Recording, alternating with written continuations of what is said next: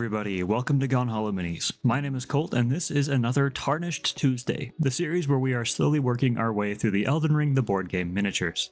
Today we're on to the last and largest miniature of the Weeping Peninsula box set. This is the Leonine Misbegotten, and he'll be our biggest challenge yet.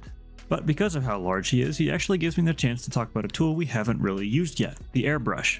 And I know there is a very dedicated fan base of airbrush non-enjoyers, but hear me out here.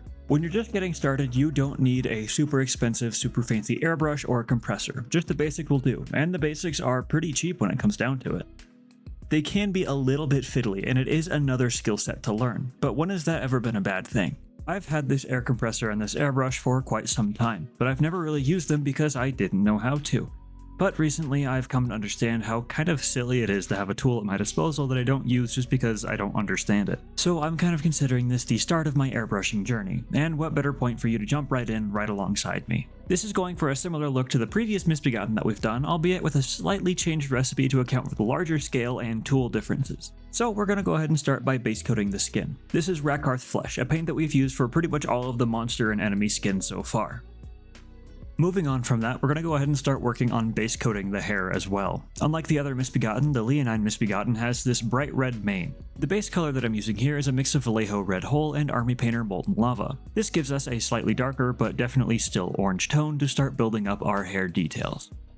This guy is kinda deceptively hairy, so make sure you're reading the sculpt really well to find all of those sculpted hair details. Another nice thing about using the airbrush here is that we can use it to blend into our skin pretty easily. There will naturally be a pretty soft gradient between the two colors here, just with how the airbrush works, so we can use that as a base for moving forward.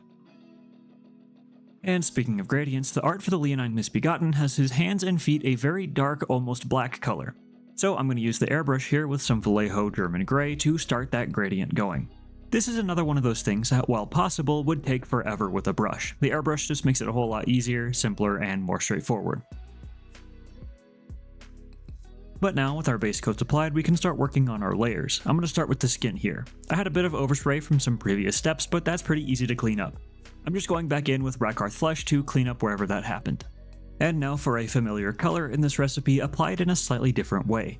This is Army Painter Dark Skin Tone. Instead of applying this as an all-over wash like we did with the regular Misbegotten, I'm going to use this in very small lines to outline the curvature of the muscles on the Leonine. Then I'm going back in with a mix of Scale 75 African Shadow, Rakarth Flesh, and a little bit of black. This gives me a nice colder shadow tone to apply to all of the darkest recesses and creases. Don't go too overboard with this, you want this to be the darkest shadow tone.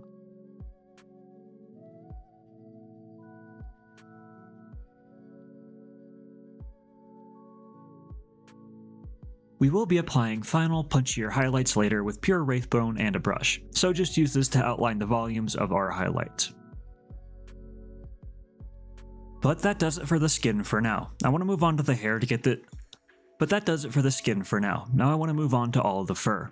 To protect all of the hard work we just did on all of our skin details, I'm going to use some masking putty. This is literally just silly putty, nothing fancy. But what's nice about it is that it'll stick to our miniature without pulling any paint off or leaving any oily residue, so it's pretty much perfect for this application. But now we're going to start with our shadow tones. Just like our base coats, this is a mix of Vallejo Red Hole, Army Painter Molten Lava, and a little bit of black to darken things up. You want to make sure you get this fairly thin here. Having stark lines in your shadow tones isn't always the best look. But now we're on to the first highlight of our fur texture. This is pretty much the same mix that we used for the base coat, just with a little bit more orange added in for a slightly brighter layer. Focus on all of the highest and proudest parts of the miniature, mainly the mane by his head, the kind of ridge at his back, and all the upwards facing tufts on his arms, butt, and legs. Okay, time to put the airbrush down, back to good old manual painting. I know I say this a lot in this series, but if you've seen any of the previous videos, this will be pretty familiar from here on out. To highlight the skin tone, I'm going in with pure Wraithbone. Make sure to thin this down so it doesn't appear too stark. This just gets applied to all of the highest and most upwards facing details. Outlining those sharp details on the face will make it appear much more recognizable despite being monstrous, and outlining the muscles on the arms will make him appear even stronger. And now to give the fur the same treatment. This is pure Army Painter Molten Lava, the orange that we've been using in our mix so far. All I'm doing is following the sculpt here, picking out the most prominent and highest tufts of fur to get a highlight. There are some areas on the model, like around the back, that have a bit of a flatter sculpt but still are supposed to be furred. For these areas, I apply a sketchy highlight of just straight lines, instead of just doing regular glazing and wet blending. This keeps the textured fur look. The feet and hands also need a little bit of attention too.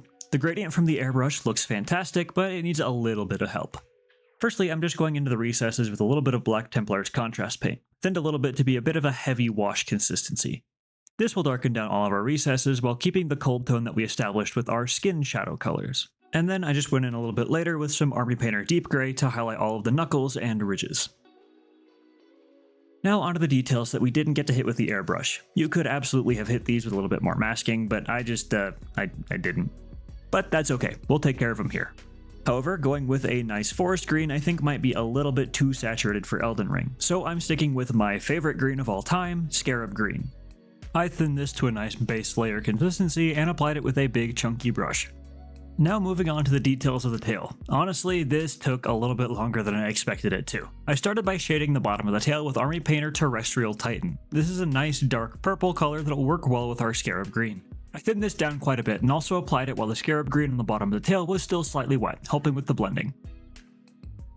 Next, to take full advantage of the sculpted scale texture, I applied a dry brush of Temple Gate Teal. Not only does dry brushing help all the individual scales to stand out well, it also saves us a little bit of time for the next layering steps. Because this part is going to take us a while. Here I'm taking a very fine brush with a bit of Temple Gate Teal mixed with a tiny bit of Iraq sand to lighten it up while keeping it desaturated. I'm going over the tops of each scale here, working towards a specific light source towards the upper middle ridge along the tail. As you can probably see, even though this is sped up, this took me quite a bit of time. However, it was really worth it. This is the type of detail that you can't get with just a dry brush, and it really helps set the model apart. With that done, I went ahead and moved on to the wings. This is pretty much the exact same as I've done the wings previously, since there's no airbrush work here. I start with a dirty kind of dishwater color with a mix of Army Painter Deep Gray and Vallejo Leather Brown. Then I start upping the brightness by mixing a little bit of Vallejo Sky Gray into my layers, adding a little bit more as I go. I'm also making sure that my brush strokes follows the texture on the feathers. You'll also notice that I went ahead and painted the base here. This is exactly the same as most of the other Misbegotten bases, so go ahead and check those videos out if you're looking for more detail on that. I apologize for leaving it out, but there's only so many times you can cover the same exact basing scheme. And from there we were pretty much done. There was a little bit more detail work like the sword. That was a base coat of Army Painter Rough Iron, layered up with a handful of Vallejo metal color paints. Again, pretty much the same exact recipe as done on the Tiny Misbegotten's cleavers.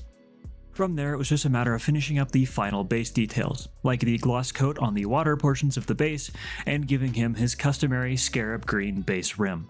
After that, he was ready to take his place as the first boss of the Elden Ring board game. And here he is, the first checkpoint on our Elden Ring journey. I had a ton of fun painting this guy up, more than I thought I did, and I think a lot of that was probably due to the airbrush. Painting that much skin is still a bit of a daunting prospect, even for me, and breaking out the airbrush not only made that easier, but it also helped me get started on learning a new skill, which is always good. But have no fear, just because we finished the Weeping Peninsula box doesn't mean that Tarnished Tuesdays is over. In fact, we are just getting started, trust me. We might take a bit of a breather next week in order to do a retrospective of the Weeping Peninsula box as a whole, but after that we'll be right back into painting all these little gribbly monsters. So I hope you all stick around, and I hope to see you there. But until that time, friends, be safe, be kind, and don't you dare go hollow.